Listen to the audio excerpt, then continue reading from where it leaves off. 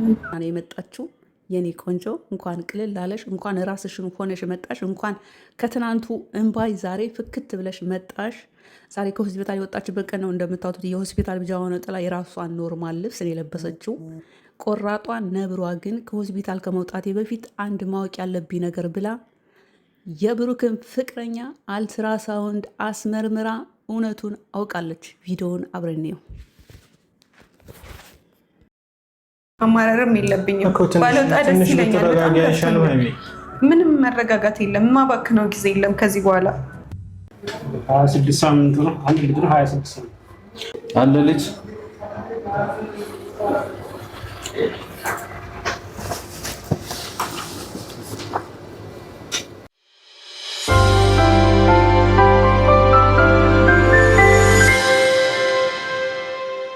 ሰላም የተወደዳችሁ የኔ ውድ ቤተሰቦች እንዴት ናችሁ? ዛሬ ሀይሚና ብሩክ በአጠቃላይ ሙፍታን ጨምሮ በሀይሚ ዩቱብ ቻናል ላይ መታለች። ስለመጣች ስላየናት ትናንት ከተለቀቀው ቪዲዮ ዛሬ ራሷን ሆና ደህና ሆና እንባ ምንም አይነት ነገር በአይኗ ላይ ሳናይ ቆፍጠን ብላ ስለመጣች ደስ ብሎናል። በመጀመሪያ ፈጣሪዋን አመሰገነች። ሲቀጥል እንደዛ አይነት ካራክተር ተሰጥቶኝ እናንተንም ስለረበሽኳችሁ ስላስደነገጥኳችሁ በጣም ይቅርታ ብላለች። ምክንያቱም የተሰጣትን ካራክተር ስለሆነ የሰራችው። ከዛ በኋላ ግን አዩን ዛሬ ማግኘት አለብኝ፣ ቼክ መደረግ አለባት እያለችን የ6 ወር ነፍሰ ጡር ናት። የ6 ወር ነፍሰ ጡር መሆኗን በእርግጠኝነት ማመን አለብኝ። ከዚህ በላይ ብሩክን መጎዳት አልፈልግም እንዲጎዳም እኔም መጎዳትም አልፈልግም፣ ብሩክን ማጣት አልፈልግም፣ በውሸትም የእሱ ልጅ ነው ብዬ መኮንን አልፈልግም። እሱም እሷን አይፈልጋትም፣ የሚፈልጋት እኔን ነው። እውነቱን አውቄ ነው ከዚህ ሆስፒታል መውጣት ያለብኝ። ከዚህ በላይ የመጨረሻ ውሳኔን ማወቅ አለብኝ። ዝም ብዬ መልፈስፈስ፣ ማልቀስ፣ ዋቴቨር ማድረግ አልፈልግም፣ አልችልም። ቤተሰቦችንም ኦዲየንሶችንም ማንንም ሰው በእኔ ማስለቀስ ማሳዘን ስለማልፈልግ ዛሬ እውነቱን ማወቅ እፈልጋለሁ ብላ እንግዲህ የድሮ ፍቅረኛ የሆነችውን እዩን እዛው ሆስፒታል አስጠርታት በመጀመሪያ አልትራሳውንድ እንድትነሳ ብጠይቃት እምቢ ብላ ነበረ። ግን ከዛ በኋላ ብሩክ እምቢ ካለች በቃ እምቢ ነው ብሎ ሀይሚን ይዟት ሊወጣ ሲል ያው ፈቃደኛ ሆና ሁላችንም እንዳየነው አልትራሳውንድ ሁላችንም ባየንበት ነው የተነሳችው የታየችው። ቼክ ስትደረግ ግን ማለት 6 ወር ከምናምን ቀን አለው። 26 ቀን ማለት 6 ወር ከምናምን ቀን አለው። እኔ ደጋግም ያንን ቪዲዮ ስትስለው በደንብ አልሰማለኝ እንጂ ከ6 ወር ከፍ ይላል። እሷ ደግሞ የ6 ወር እርጉዝ ነኝ ነው ያለችው። ለማንኛውም ሀይሚዬ ዛሬ ቆፍጠን ብለሽ ምንም አይነት ነገር በአይንሽ ላይ ሳናይ ቆራጥነሽን፣ ራስነሽን፣ በራስሽ ኮንፊደንስ፣ በራስሽ መንቀሳቀስ፣ በራስሽ መኖር እንደምችይ ራስሽ ሆነሽ ስለመጣሽ ደስ ብሎናል። ከማንባት ከዛ ከለቅሶ ስለወጣሽ ደስ ብሎኛል። ሌላው እንደነገርኳችሁ የሚሰሩት ስራ ነው፣ እውነት እንዳይመስላችሁ። የ6 ወር እርጉዝ ነኝ ተብላ ተነግራ ከዛ በኋላ የተፈጠረውን ሁላችሁም አይታችኋል። ይሄን ነበር ማወቅ ያለባችሁ፣ እንግዲህ አውቃችኋል። ቀጣው ደግሞ ታያላችሁ ብላ አዩ ስትል ምናምን ብሎ በእኔ እንዳታማኝ እያለ መጨረሻውን ሳያሳዩን እርግጠኛ መሆናቸውን ሳያሳዩ ኔክስት ስቴፕ በእርግጥም ልጁ የብሩክ መሆኑ ሳይታወቅ በትክክል በደንብ ሳያወሩ ሀይሚን ከዚህ መውጣት አለብኝ ብላ ብድግ ብላ ስትሄድ እንግዲህ ተከታትለው ምንም መጨረሻቸውን ሳናይ ያችም ከዛ እዩም የ6 ወር እርጉዝ ማለት ቀላል አይደለም። አልጋው ላይ እንደሆነች ሐኪሙም እዛ ጋር ቁጭ እንዳለ ጥለዋት ነው የሄዱት። ይሄ ነውር ነው። ጥለዋት መሄድ የለባቸውም ነበረ።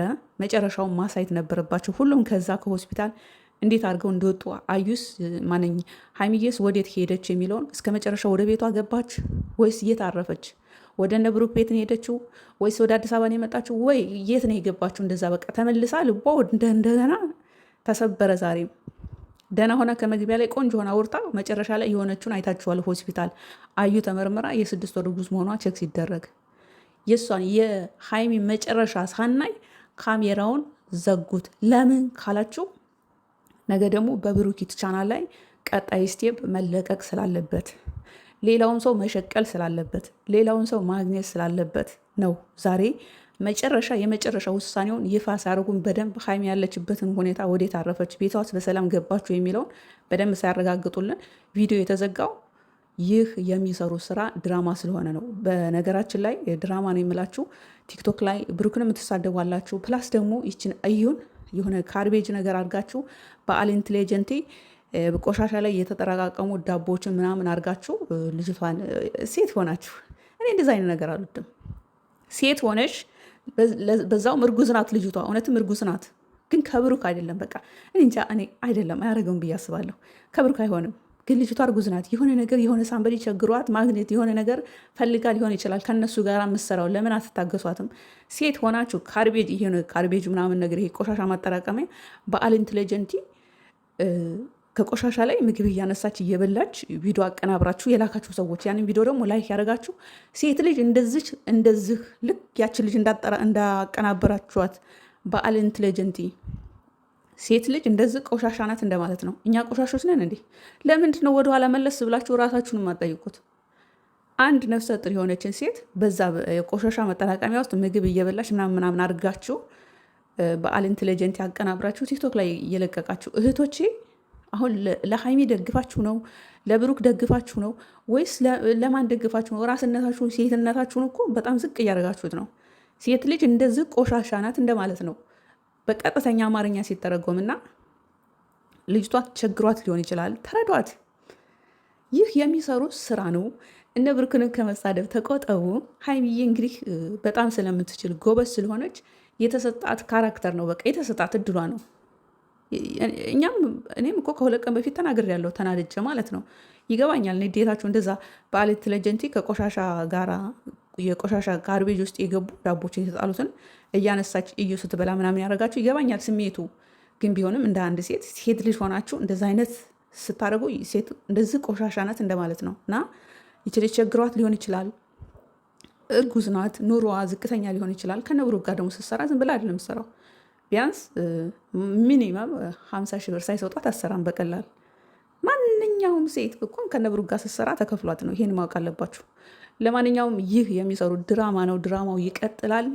በጽናት ሁሉንም ነገር እንጠብቅ፣ እንከታተል ማለት እወዳለሁ። እወዳችኋለሁ።